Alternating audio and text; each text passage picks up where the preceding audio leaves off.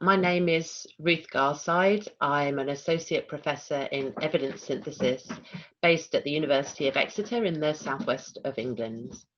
And today I'm going to talk a little bit about the methods and role for qualitative evidence synthesis in a Campbell context. I'm going to talk a little bit about why we would want to do qualitative evidence synthesis and give some examples of the different approaches that can be used. And then finally, just a short outline of the working group who are currently looking to produce guidance about qualitative evidence synthesis for Campbell and for the Collaboration for Environmental Evidence. First of all, what is qualitative evidence synthesis and why would we want to do it?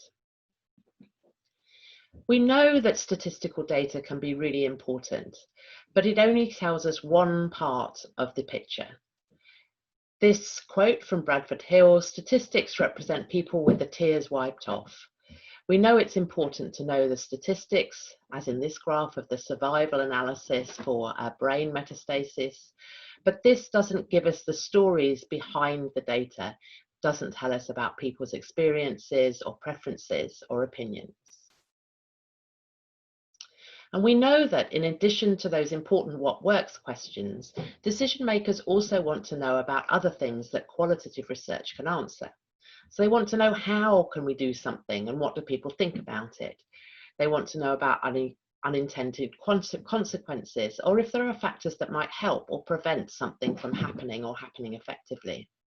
And they might also want to know about how different stakeholders value different processes or outcomes. This slide thinks about where qualitative evidence synthesis might be useful across the policy cycle. So in the initial stages, before introducing a policy, policymakers may want to explore and understand the nature and scope of a problem or issue. And this can be done by looking at people's views or experiences from different stakeholder groups. That might be consumers, healthcare providers, policymakers. They might want to understand why a particular problem has arisen, or understand how to frame a particular problem conceptually. Once the nature of the problem is better understood, then policy options can be assessed, including things like how people value different policy options or outcomes, and their views about different options.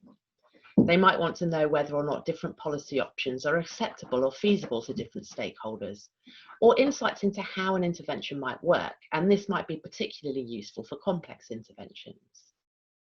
Once a policy option has been selected, there are a number of issues that might be explored about how it can be implemented successfully. So looking at factors that might affect the implementation, or different views from stakeholders regarding these different strategies about how to implement a policy. And then finally, when monitoring the effects of a policy option, qualitative evidence synthesis can help to understand what factors influence how a policy is being implemented. So that includes things like fidelity and, again, these unexpected consequences. So just taking a step back, thinking about what is qualitative research. Qualitative research is that explores people's subjective understandings of their everyday lives, usually using their own words in text or through interviews or focus groups or observations. But importantly, it isn't anecdotal. It implies the application of logical, planned and thorough methods of data collection and careful, thoughtful and, above all, rigorous analysis of what people say. Now, there are various epistemological and ontological differences between quantitative and qualitative research. Now, this shows kind of the extremes, but in reality, qualitative research exists along a continuum between the more positivist and the more interpretative types of approaches. But this slide helps us just to articulate some of the differences between a quantitative and a qualitative paradigm in terms of how they think about knowledge and truth and how that can be researched. So quantitative research has a positivist outlook, numeric data, which really thinks there's a singular truth out there, which is out there to be uncovered, and there is an objective answer. whereas qualitative research uses textual data like people's words and what they write, and has an interpretative or constructivist frame. So this includes understanding that social truths might be constructs and can be multiple. And one way of thinking about this is to think about a football game, for example. So you've got a football game, it's between City and United. One kind of fact about that game might be the final score. So City wins 2-1, and that's the quantitative data.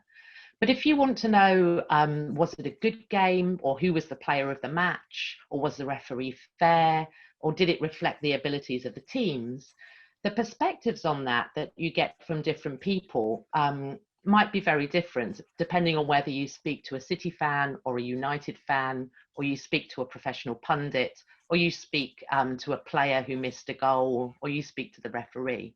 So none of those perspectives on their own are wrong, but it helps us to think about what the meaning of those truths are by understanding the context and the perspective of the people talking.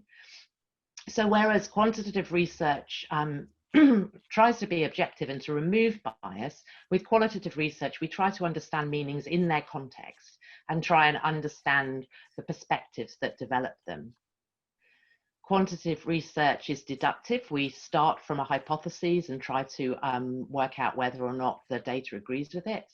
Whereas qualitative research is often inductive. That is, it's led from the data and allows you to produce hypotheses from what data you collect.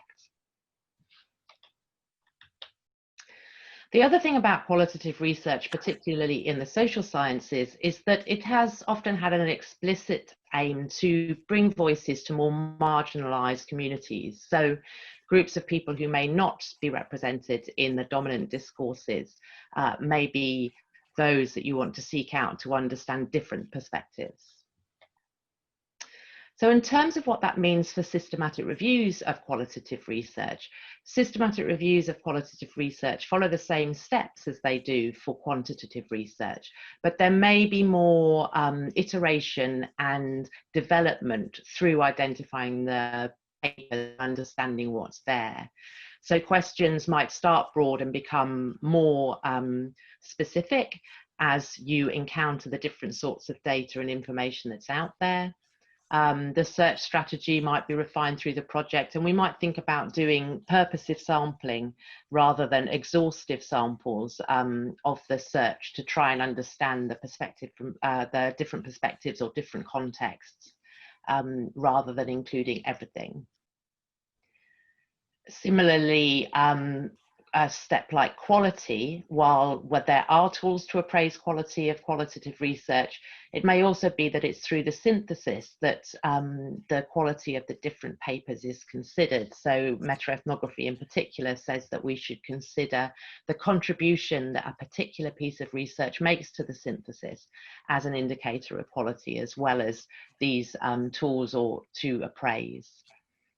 And finally, synthesis in quantitative reviews uses statistical pooling to increase the precision of our understanding of an effect, whereas synthesis in qualitative research is made through translation or thematic analysis, where the information from across different studies is transformed and expanded by adding new understandings.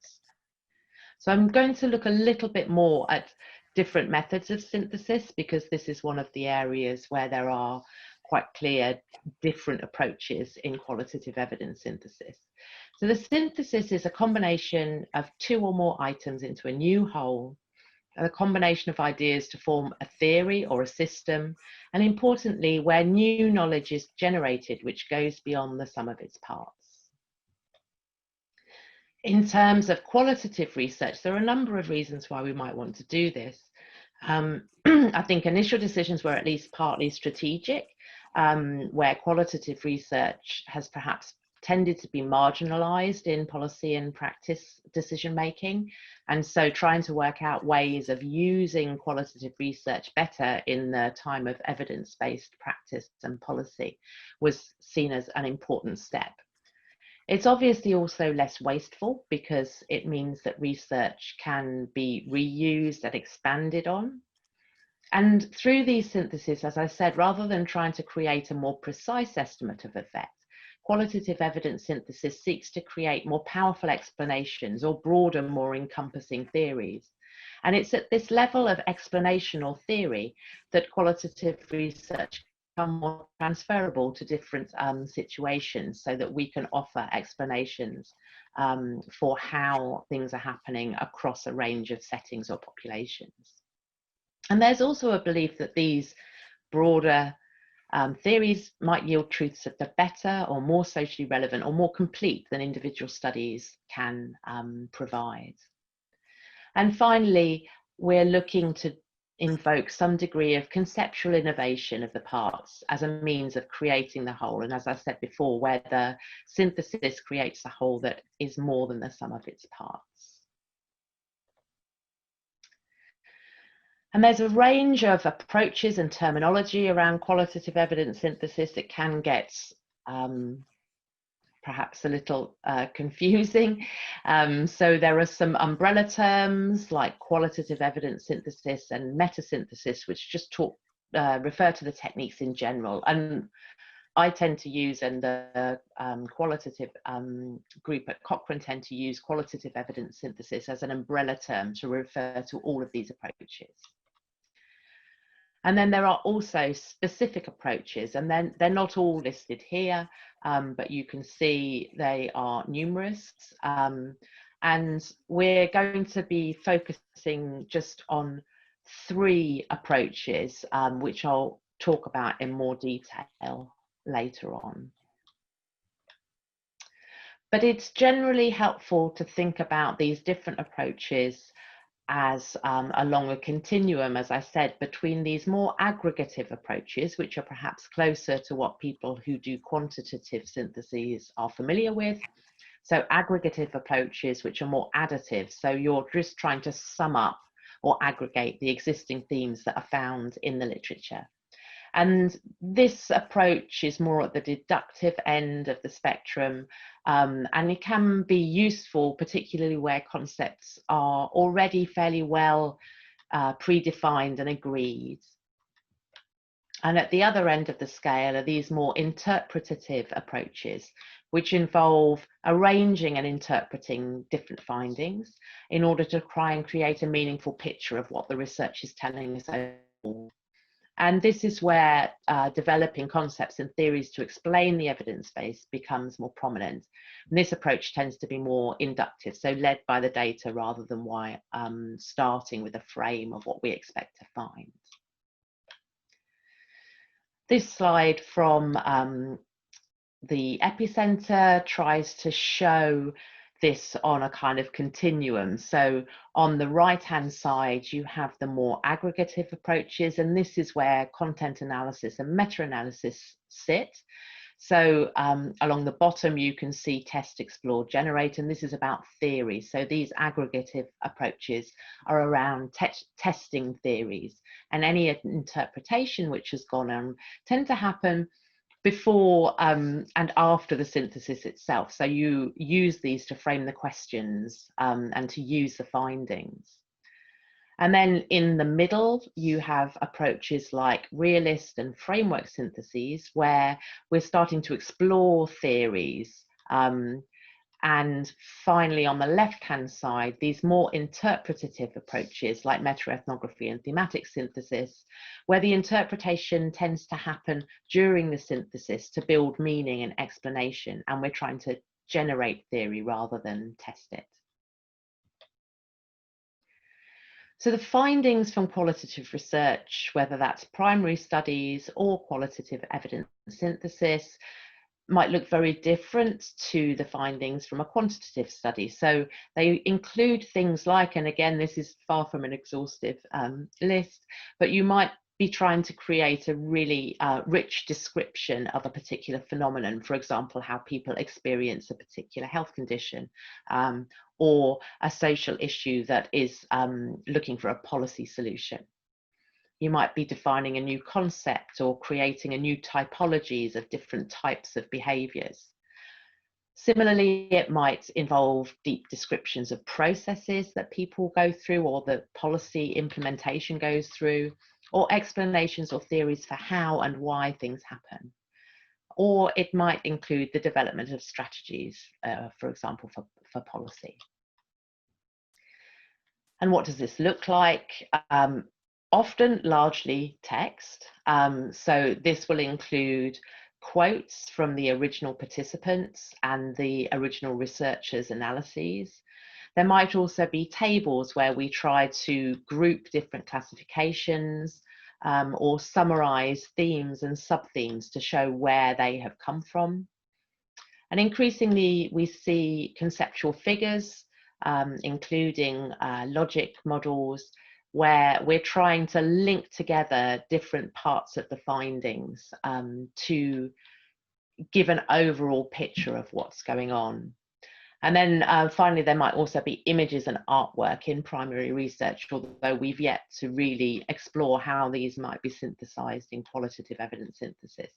So there are a number of different ways that you might see findings in a write-up of qualitative research or qualitative evidence synthesis. And it's sometimes helpful for us to think of these different bits of data in terms of orders of interpretation or orders of constructs.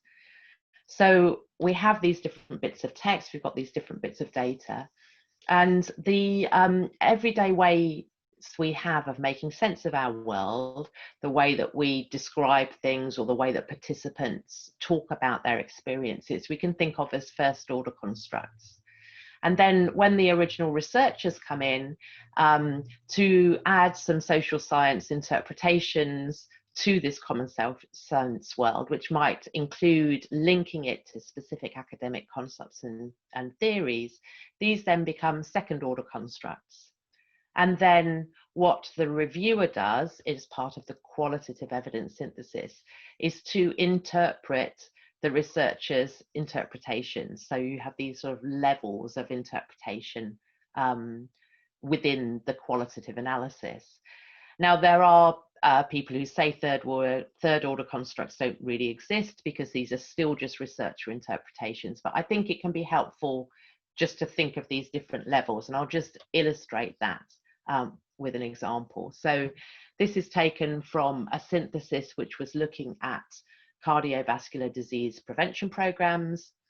And these two quotes come from two different papers in that synthesis. So the first one was around providing food sampling as part of an intervention to educate people about different ways of relating to food as part of this cardiovascular disease prevention. And the quote says, pamphlets involve a lot of reading, whereas food sampling gives people the opportunity to feel relaxed and ask questions. And a second paper said Sue was great. She had lots of information and advice, and Sue was the name of a health champion. So in the original papers, the researchers had interpreted these to say, in the first case, this food sampling practical demonstrations have more impact than the provision of written information. And for the second paper, the researchers had said that these program champions allowed personalized information about the interventions to be disseminated. And as reviewers, we looked at these two examples and we thought, well, actually, although the examples are different, we've got a program champion and we've got this food sampling, actually the way that they're working is probably the same, because what you're talking about is this kind of personalized support where you have the opportunity for relationships to develop between people as part of the intervention. And this allows the participants to ask more questions and get specific information, and that these might have impact. And so you're building up these three layers of interpretation, from the quotes to the researcher interpretations, and then how the reviewers have interpreted that. So I'm just going to give three brief illustrations of different approaches to qualitative evidence synthesis: framework synthesis, thematic synthesis, and metaethnography. So this first one is around framework synthesis, and it's taken from a review I was a few years ago now, which was part of a report for NICE in the UK. They were interested in skin cancer prevention programs, and there was a quantitative review and there was a qualitative review, and they were conducted in parallel. They didn't really interact, but the two asked different questions. So the aim of this qualitative evidence synthesis was to understand the elements that might contribute to successful or unsuccessful conveyance of skin cancer prevention messages and their uptake by the public. And we tried to answer this question by looking at papers which had been undertaken, research that had been undertaken with the general public about their attitudes towards skin cancer and skin cancer prevention. And a number of those papers used the health belief model as a way of understanding the research findings that they were getting. And the health belief model is a fairly well established, although also quite criticized, model of behavior change, which has these 6 concepts around perceived susceptibility, severity, benefits, barriers, cues to action, and self-efficacy, which can help to explain whether or not people are able to make behavior change to improve their health. And so we used these categories as a framework for our analysis. So we read the papers and we coded the different ideas and themes that were in those papers in terms of these 6 categories. And that allowed us to expand on these categories and understand what was going on in terms of people's beliefs and experiences that perhaps made it more or less likely that they would respond to health promotion. And so we expanded on these, and you can see from this table that the perceived barriers took up a lot of the discussion in the papers. So the barriers to wearing suntan cream or covering up or staying out of the sun.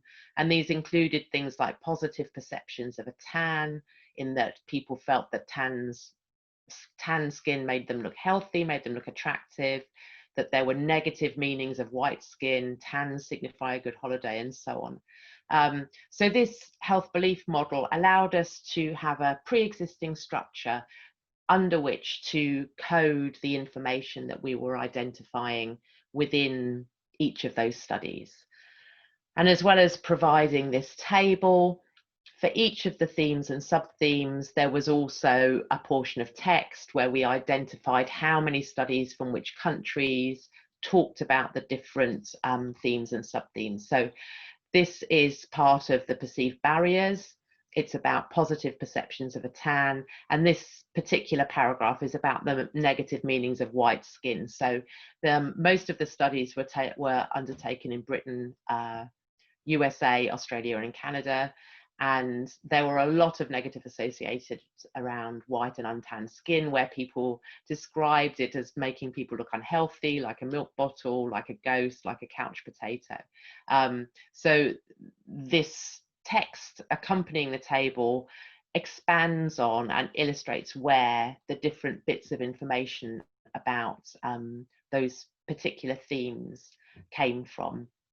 And so this allowed us just to build up a picture of what kinds of aspects of beliefs and understandings around suntanning and avoiding suntanning, which might impact on whether or not health promotion strategies to try and prevent skin cancer would be effective, and perhaps help to guide some of the messaging that might be more effective given how people believed, or what people believed in their experiences of trying to stay safer in the sun.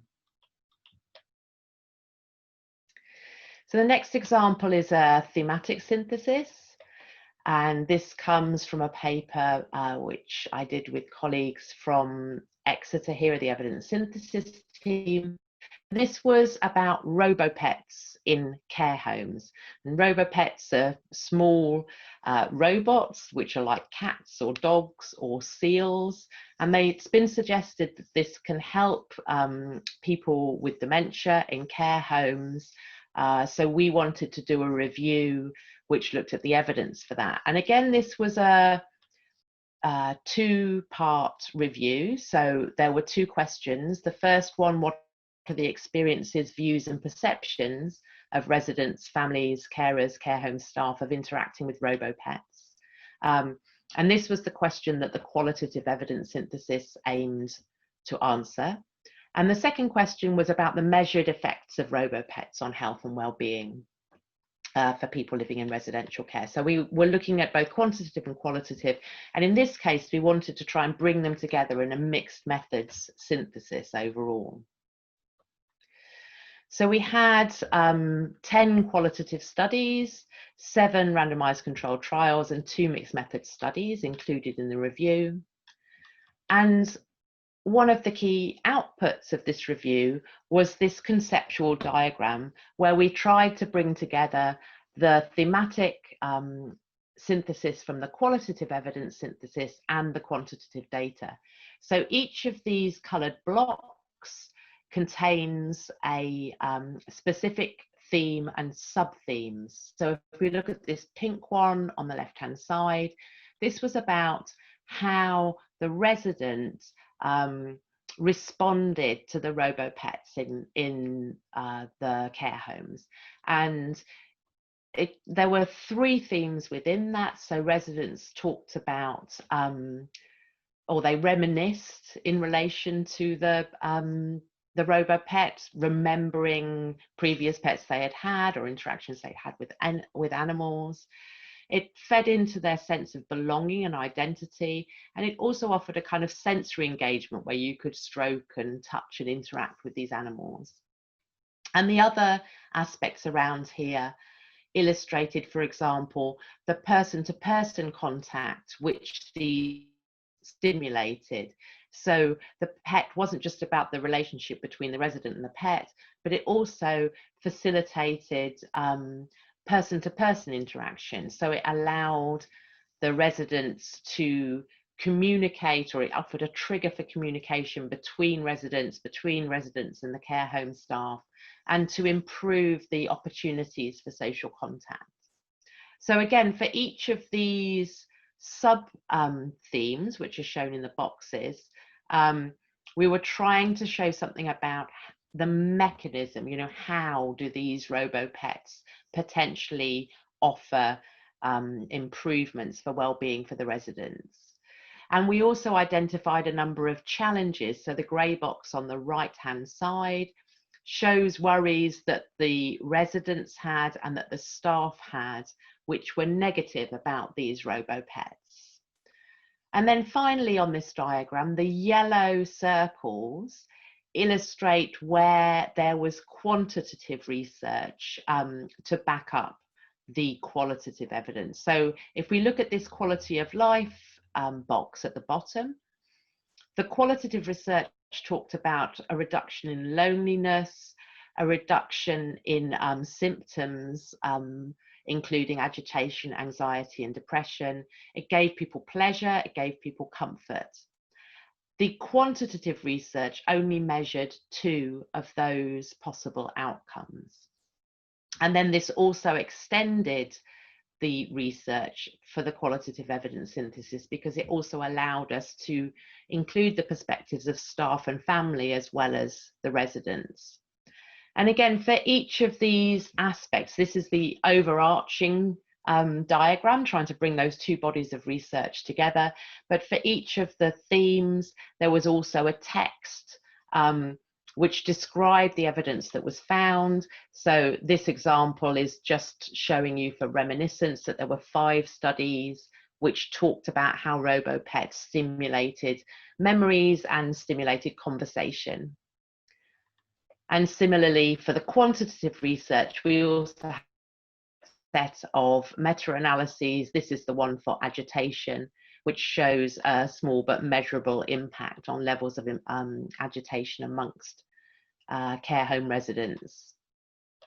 So this example brings together a thematic synthesis where the themes are things like loneliness, comfort, pleasure, and joy, and the quantitative evidence, which has provided a measured impact of this robo-pets for residents in care homes. And then finally, meta-ethnography. You may remember on that diagram that the meta-ethnography approach is typically a more interpretative approach and tends to try and create or generate theories about how and why things occur. So this is taken from a review around ADHD in schools and non-pharmaceutical interventions for ADHD in schools. And again, this was part of a much larger project. So it was looking at interventions delivered in school settings and actually combined 4 systematic reviews, 2 quantitative and 2 qualitative. But these were also written up separately. The specific question for this synthesis was around school-related experiences and perceptions of parents of pupils diagnosed with ADHD.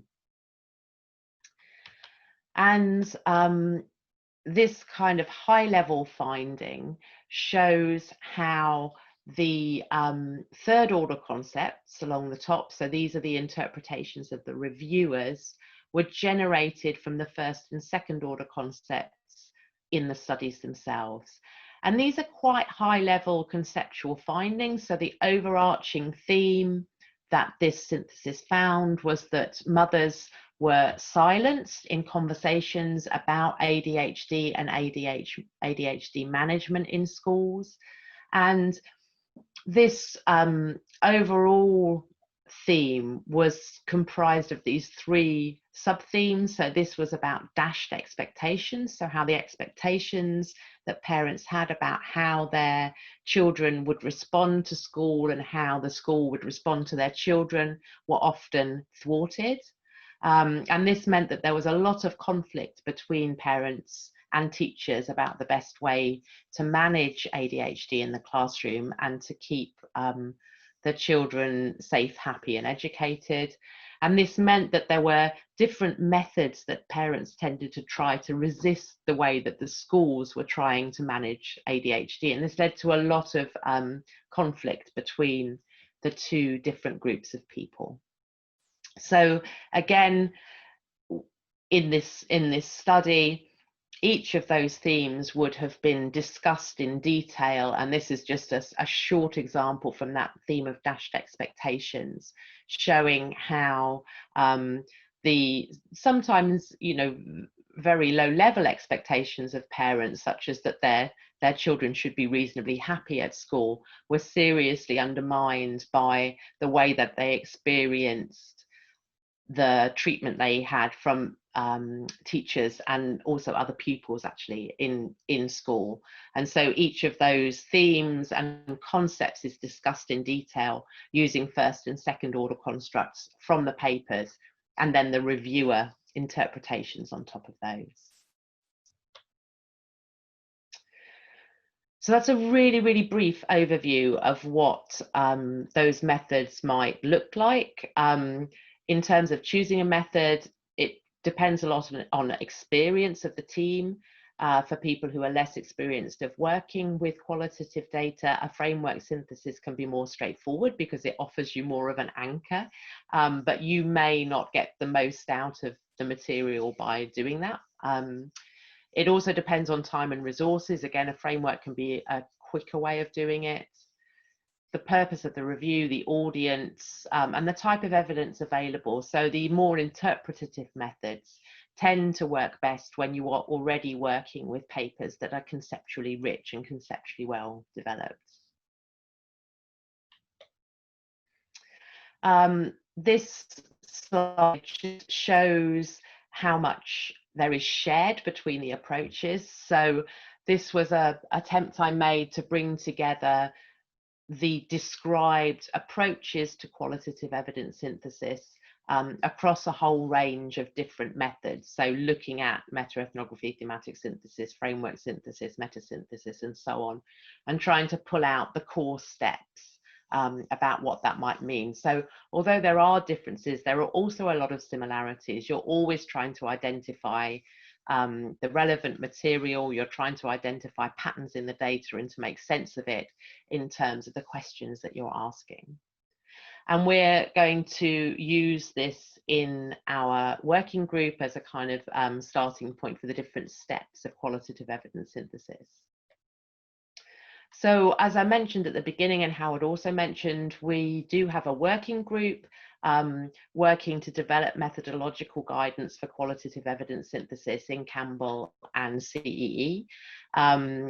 We are trying to provide guidance for both standalone qualitative systematic reviews and those that are related to intervention effectiveness. So thinking about mixed methods reviews, perhaps like that RoboPets one, where we're bringing together the two bodies of evidence to try and get an overall picture.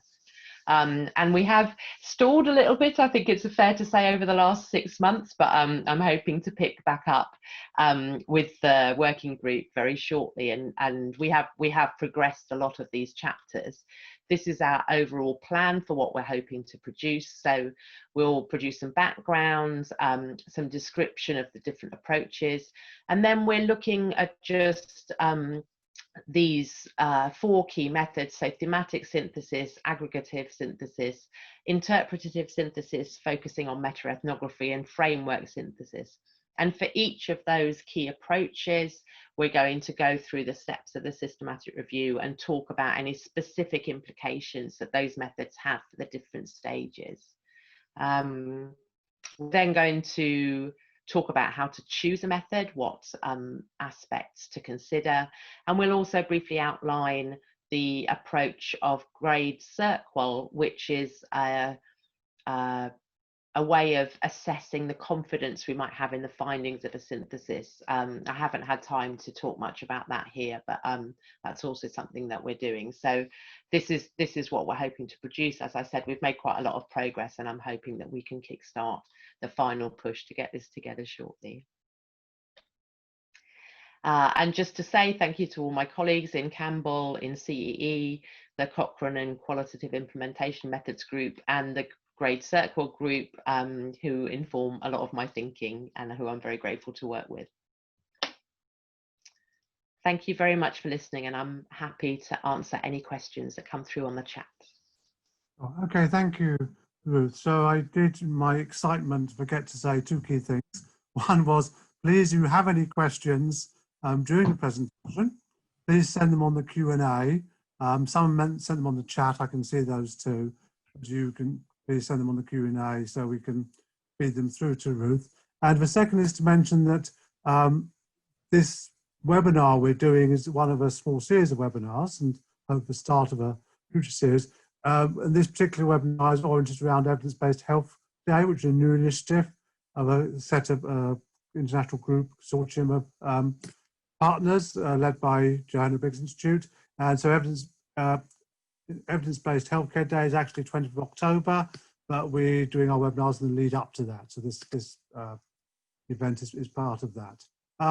So a couple of questions have come through. One is simply, are the slides going to be shared? Yes, we're actually recording the video, the presentation on YouTube, so it'll be on YouTube. You can watch it again if you want to do so, but the slides will be made available. The first and simplest question was from Kimberly Hernandez. Oh no, it wasn't that one. The first one from Humarana on, could you just repeat again what type of synthesis you were using in the skin cancer example?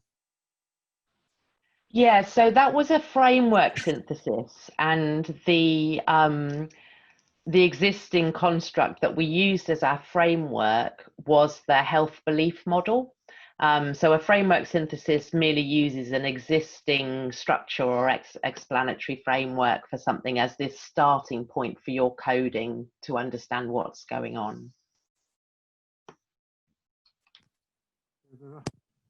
Coming in now. Second one is on the chat. Actually, two that are probably related. So one's from Kimberly Hernandez and one from Eve Namasango. So Kimberly's asking how you elaborate, talk about how you sort of talk about the confidence in study findings with qualitative synthesis. And the second from Eve is about how you can use make use of quotes, basically.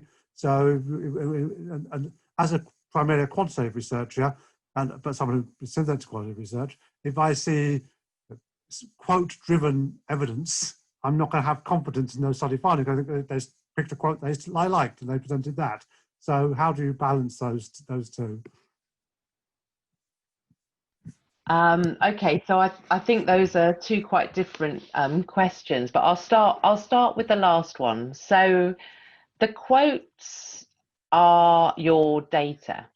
So when you are doing an analysis of transcripts, which is where you start with qualitative research, you're looking across all the different transcripts from all the different people that you spoke to, and you're trying to identify patterns in that data. And typically we're looking for similarities, for differences, for explanations, but we're also looking for within those themes, quotes which express the idea most fully. So when you describe the findings from your research and you're talking about, for example, themes or sub-themes that you found in the data, you will often use a quote to illustrate something which was found across a number of different transcripts. So the quote is there either to illustrate the point and choose it. Yes, you do choose it because you like it, but that's usually because it's the one that encapsulates the ideas that you think that are present across a number of different transcripts. And the other thing is that you can use quotes and then engage in detail in what was said in that quote to try and understand why people are talking about things in the way that they talk about them, and to understand the emotions, understandings and beliefs that sit behind that quote. So within a qualitative evidence synthesis, as I said, it's helpful to think about these different levels. The first order quotes, which are what the participants say, but they might also be descriptive findings from the researchers where they just describe the kinds of things that they found. And then the next level of quotes that you might use might be these more interpretative findings where the researchers are linking what people say to a theoretical explanation or existing constructs in the literature. I mean, an obvious one to talk about is something like stigma, where if we want to understand how people behave and experience particular conditions, whether that's to do with addiction or mental health or sexual health or something like that, one of the ways that we can try and understand that in more detail is to link what people say and do to these existing theoretical frameworks like stigma, which help us to understand something about how societal judgment and containment influence what people do and say. So we can use both of those sorts of quotes in a qualitative evidence synthesis, both to illustrate that we're making and to show how we have built up understandings and interpretations from the data that we've got. Does that help? Oh, you're still muted, Howard. I tried to link to that, but we weren't buying that. Was the one about how you assess competency study findings? Yeah, so as I said, I didn't have time to go into that detail today. If you want to find out more, the group who do that work are CertQual. If I can just make my slides go back. Yeah, so this group at the bottom, CertQual in red, they have a really good website and they do regular webinar training around using this tool to assess the confidence in findings. Basically, it uses 4 domains. So for each finding, you consider the methodological limitations of the studies that feed into that finding. You consider the relevance of the finding to the research question. You consider the adequacy of the data underneath the finding, and you consider the coherence of that data.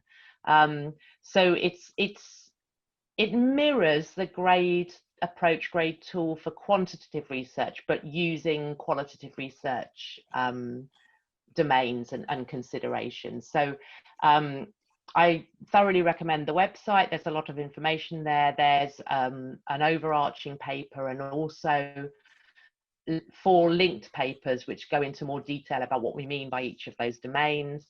And there are also webinars, regular webinars by that group. So yeah, I recommend you go and have a look at the Grade Cert Qual website.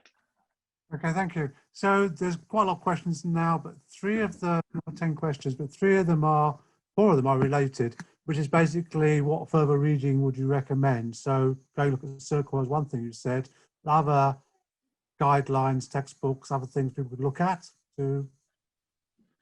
Yeah, so the Cochrane Qualitative and Implementation Methods group, obviously these are focused on healthcare interventions and the Cochrane approach, but if you go to the Cochrane Qualitative and Implementation Methods group website, there's a list of 6 papers that were written relatively recently. They're open access in the Journal of Clinical Education, and they go through, each paper goes through the different steps of a systematic review of qualitative research, so starting with question formulation and searching and in eligibility criteria, thinking about quality appraisal and so on. So those papers are very good. Obviously look out for our guidance, which I hope will be coming soon. There's also more resources listed in those papers. So for specific methods, there are existing papers around sort of framework synthesis, around meta-ethnography, around thematic synthesis, but those would be referenced within the Cochrane qualitative group papers that I mentioned. So I suggest that series of papers is a really good place to start. Okay, thank you. So actually one question that's come in is, are there any differences then between the Cochrane group approach and what's being developed for Campbell? So I think we're trying to look at the different sorts of research that we get in Campbell relevant topics compared to health research. So for example, I would say there's quite a lot of research in health services research, which is rather kind of generic qualitative research and maybe very descriptive and not particularly conceptually well developed. Whereas for some of the topics which Campbell deals with in education and so on, they're a more conceptually rich database. So the methods that we can use might be rather different. And also, although Cochrane have now said they are starting to accept standalone reviews, that hasn't been the case to date. So I think talking about how standalone qualitative evidence syntheses can address specific general questions will also be a really exciting thing that Campbell will be ahead of the game in. Pleased to hear that. Okay, good. A couple of people asked about what software you use. So someone asked, what do you code in? Someone else, Deirdre, asked about what software you use, and she liked particularly thematic synthesis and where you use the boxes to provide the summary of evidence. And so does that come from the software itself? And if so, how long does it take to produce something like that? So there are a number of ways of doing qualitative analysis, whether that's for a synthesis or for primary qualitative research. Those of us who grew up in the pre-computer age used to spend a lot of time with scissors and coloured bits of paper and coloured bits of pens and post-it notes and do it all by hand, which can still be really effective.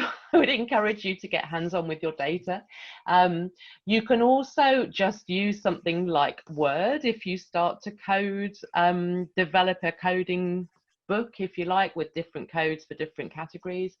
But increasingly people are using things like NVivo, and now that you know, up-to-date versions of NVivo, you can code straight into PDFs. So you can just upload the study reports that you have in your review, and you can code directly into those papers. So NVivo, Atlas TI is another one, but Yeah, I think they all do similar jobs.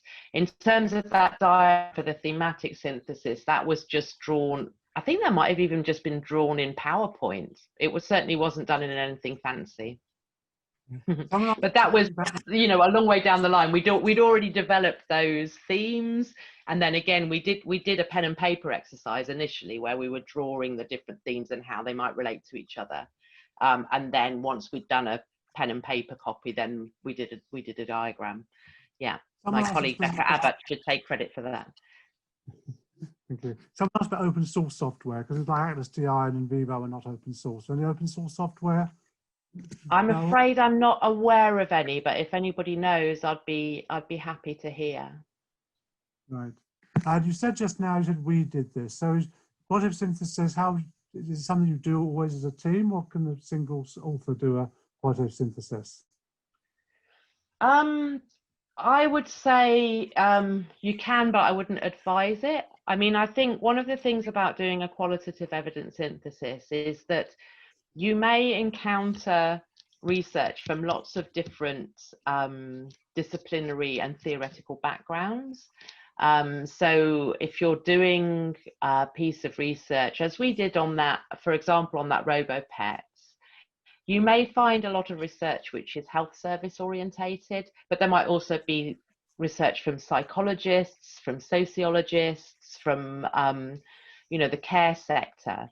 And you get a lot of different perspectives and ways of thinking about a topic in that way.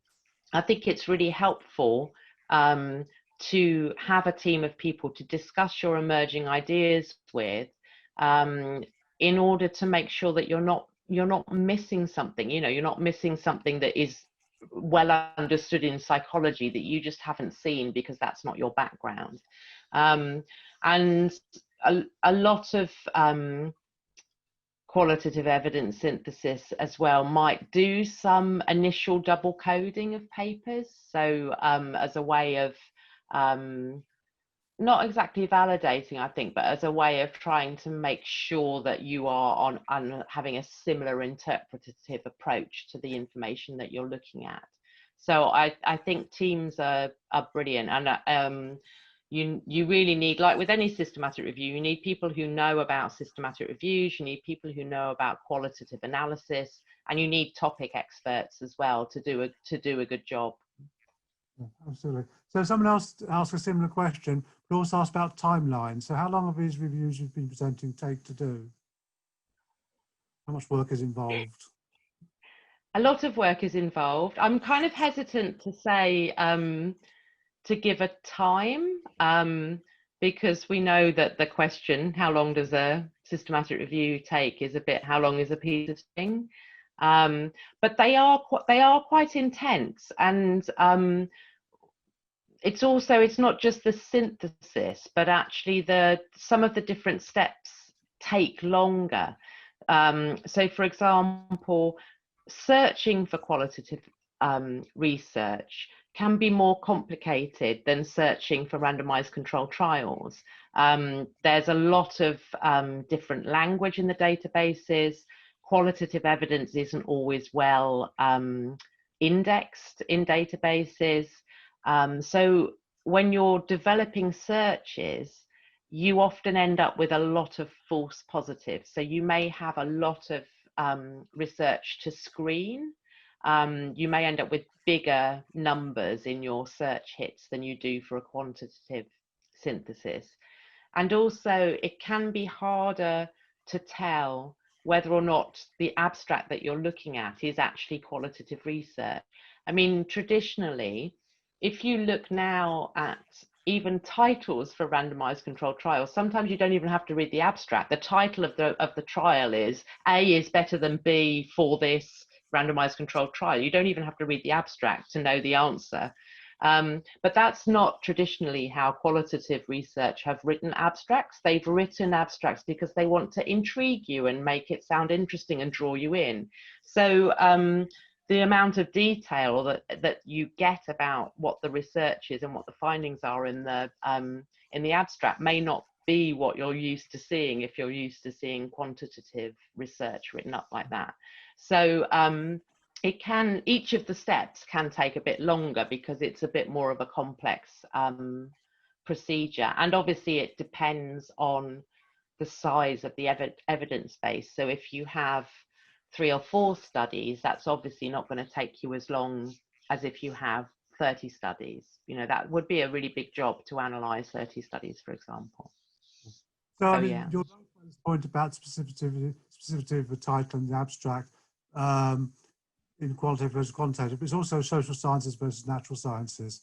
Because social sciences generally tends to have even more general titles. The example I often give, one of the best known RCTs in development economics is, it was published in a public health journal. It would have been called the impact of school-based deworming program in one district in Western Kenya in 3 schools. The article in Economics was called Worms. Yeah. So it's a much more general title. It doesn't exactly. And I think, you know, and those things interact. So the social science perspective and the qualitative research perspective, you know, come together, and you do get wonderful titles, but they might be a bit more enigmatic than as systematic reviewers we appreciate. My favourite example of that was a study I did years ago in Bangladesh, and I had an important anthropological book which was about household relations in rural households in Bangladesh, but the book was called Arguing with the Crocodile. Brilliant. Anyway, so I'm not going to talk too much. It's a screen nightmare. Was related to a couple of questions about inclusion. So Jennifer asked about inclusion criteria for qualitative evidence and searches. But you talked a bit about it just now, but particularly there's a lot of grey literature. So you're searching different types of databases or other sources. And the question has been, which I don't quite get, but suggesting that you might basically purposely select studies in qualitative synthesis because you know what you want, basically. So you go for purpose selection rather than a search. And how do you feel about that? So it's not, purposive sampling isn't about you know what you want. You know, purposive sampling. I mean, there's been some statements that, for example, Noblet and Hare, when they originally wrote meta-ethnography, said that you shouldn't include too many papers in a synthesis because you'll end up with trite conclusions. So there can be a trade-off between how in-depth you can do the analysis and how many studies you're actually including. So and also, you know, there's a wide variety of the sort of level of analysis you get in qualitative research. And so one strategy we've used in the past for sampling is to initially sample all the most conceptually rich papers that we find, and then only include the more sort of superficial analyses if they offer some information about a population or a setting that we haven't already seen in our first lot of high quality studies. So that's the kind of purposive sampling that I have been involved in, where it's often led by the quality of the analysis, and then only including other papers if there is if we think there's something that they can add, there's something missing to the evidence base. Now, obviously, there's a trade-off then when you think about something like grade cert-qual, where you're trying to also assess the adequacy of the evidence base for any particular finding. But in terms of where you find papers, yeah, I think it's a really good point about grey literature. And there's a nice paper by my colleague Chris Cooper, which I was involved in, looking at different approaches to searching for qualitative research, looking at grey literature sources, and also thinking about whether or not starting from the electronic searches, this is a bit radical maybe for you, Howard, this might not make it into the Campbell guidance, but whether or not searching in databases as your primary method of identifying papers is really the most effective for qualitative evidence synthesis, because I know, because it's very hard to do well, because you end up with a lot of noise. And the qualitative research, it may be that doing more targeted searches, doing more old-fashioned scholarship where, you know, you actually look more at the referencing, citation chasing, more at expert contact, more even, you know, in the old days, going down to the bookshelf and looking at the class marks on the library shelves about books that have written on a similar topic, because you may find more information there.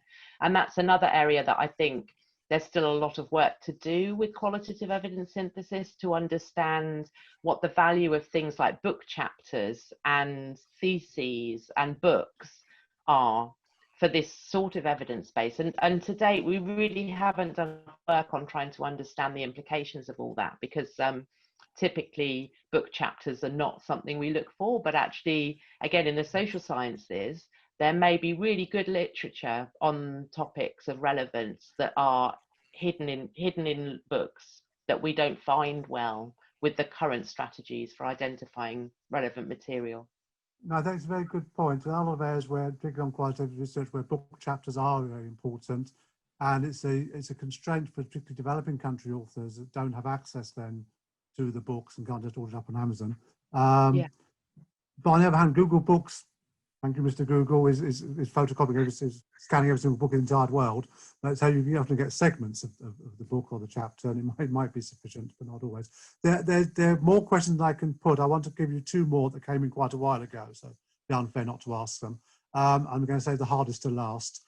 So the easier of the two is, and it actually speaks to what you were just saying about not necessarily going to databases. So suppose you've done a literature review and there's an important finding you sort of know is right. Suppose you're like personalising the approach, the example you gave in your presentation. Personalising the approach is right.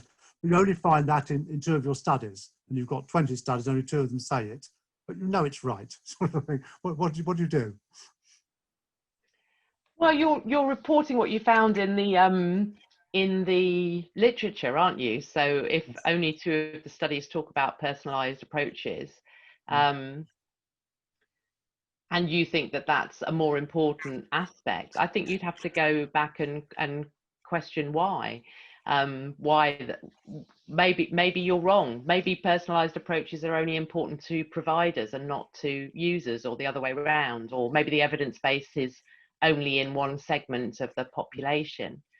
I think the other thing with qualitative research that we don't do enough of is thinking about almost like thematic reviews rather than topic reviews. I'm not explaining that very well, but an example I could give is we were once asked to do a review of the qualitative research evidence about traffic accidents and children, and the research that we found was almost impossible to synthesize because it was about very discrete activities that had been undertaken to try and prevent accidents at hotspots. And I think what we realized when we were doing that review was that actually we'd been asked the wrong question. What we really needed to understand was something about risky behavior in adolescence. It wasn't really about traffic accidents or traffic calming. It was about risk taking in adolescence. And if we had been asked to do that review, I think that would have been much more useful, because that could have spoken not just to traffic accidents, but to all kinds of risky behaviors, smoking, drinking, drug taking, traffic accidents, whatever, in adolescence. And that would have been a more useful question. So the other point is that about that personalised care thing is that perhaps you hadn't been asked the right question, because if you'd looked at personalised care across a range of topics, you may have found a very different answer. Yeah, good point. Okay, thank you. Final question then. So what about qualitative synthesis of conceptual frameworks, theoretical frameworks, models, and so on?